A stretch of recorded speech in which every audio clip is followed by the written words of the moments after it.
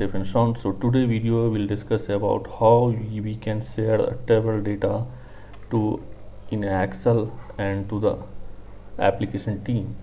So sometimes we got the request to share a particular table data to application team. Okay, so we'll see how to connect the SQL server instance and how to extract table data in an Excel format. Okay, so before starting the session, I would request each and everyone whoever newly joined channel, please like to subscribe and don't forget to share with others.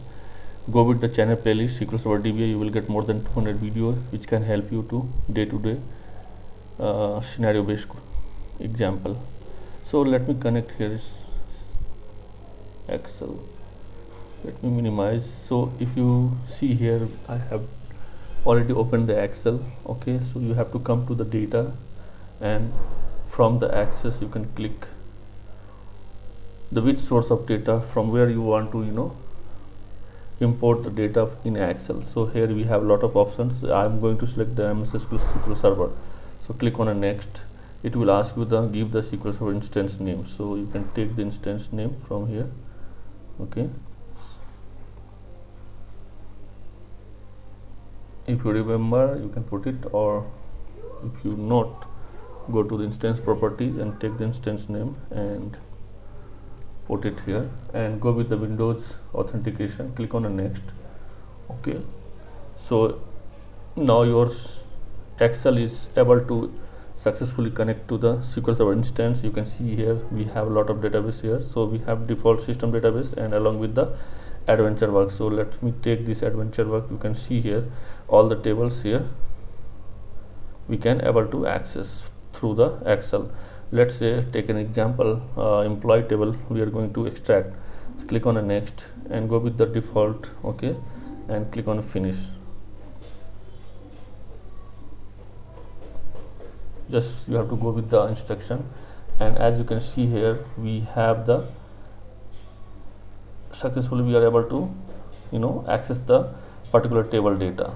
You can see here all the columns and rows. Okay, so we can see now. If you want to save the data, you can just go and click on a save and save with the name employee table. Okay, so it will save in your local machine and you can use that data. Okay, so through that way you can able to connect the SQL Server instance and you can import the data in a Excel format, and you can see it is how it is easy to read the data in Excel format. So you can, if you want to also use some kind of data, want to check, you can import the data in Excel and you can easily read the data in Excel format. If you want to create some chart, you can easily create a chart and you can do some filter and all.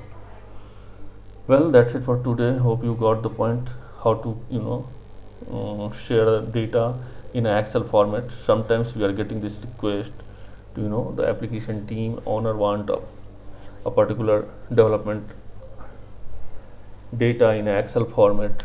They want to do some kind of testing and all. So sometimes we do this approach. Okay.